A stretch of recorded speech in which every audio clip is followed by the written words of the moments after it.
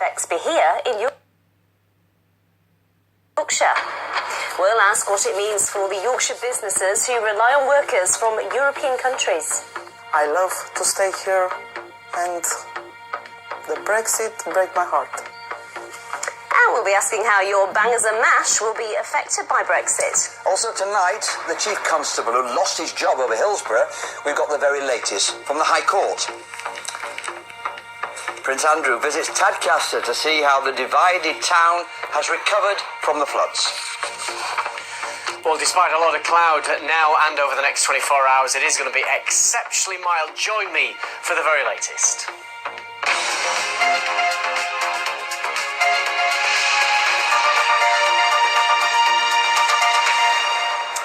So tonight, what will Brexit mean for us here in Yorkshire? 9 months ago, as a region, we voted to leave. Today, the 2-year countdown to Britain leaving the European Union has begun. We'll be talking to businesses trading with Europe about what they want to happen. But we start with one company in North Yorkshire with a workforce heavily reliant on EU migrants. There's still no decision about whether they'll be allowed to stay here. Our social affairs correspondent Spencer Stokes has been to meet them.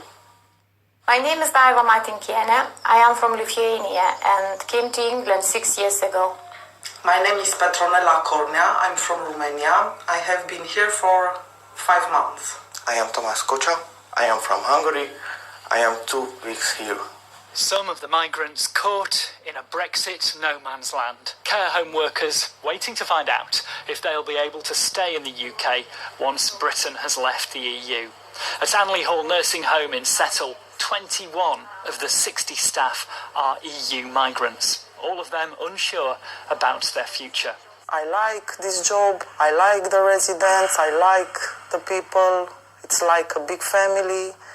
I love to stay here, and the Brexit breaks my heart. Ellie was one of the first to arrive here with her husband and 2 children in 2005. She's considering paying to become a British citizen to guarantee her family's future. If we have to go for the naturalisation, it's £5,000 for my family. Obviously, we haven't got this money in the pocket, but if hard Brexit will come, I have to take a loan and doing naturalisation for my family, for make us easier to work here and be here.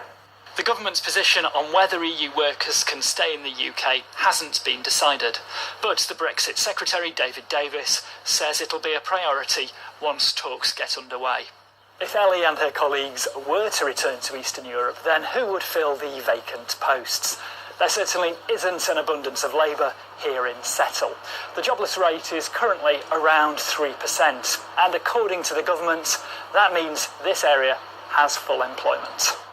The prospect of EU workers losing their right to remain is a worry for the manager at Anley Hall. She wants to keep her current migrant workforce and recruit more staff from Europe. We don't know what's going to happen. We can't plan. We're in a very rural location, and it's been historically very, very difficult to recruit.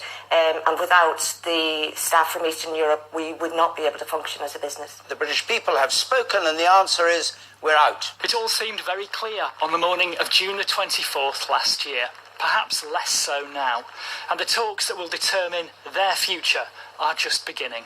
Spencer Stokes, BBC Look North, Settle. Well, in the run-up to June's referendum, there was a lot of debate in our region, some of it rather heated, about the pros and cons of leaving the EU.